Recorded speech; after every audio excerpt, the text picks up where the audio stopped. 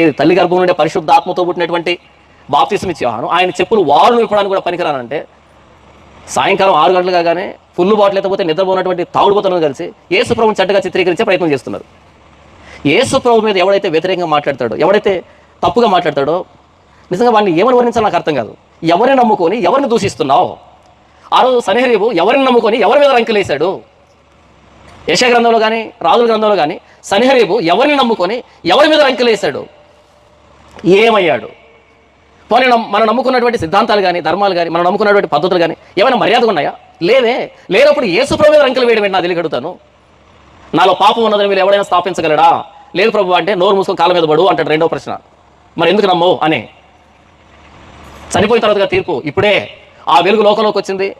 కానీ మనుషులు తమ క్రియలు చెడ్డమైనందున వారి క్రియలు చెడ్డవిగా కనబడకుండా నిమిత్తము వెలుగు దగ్గరికి రారు.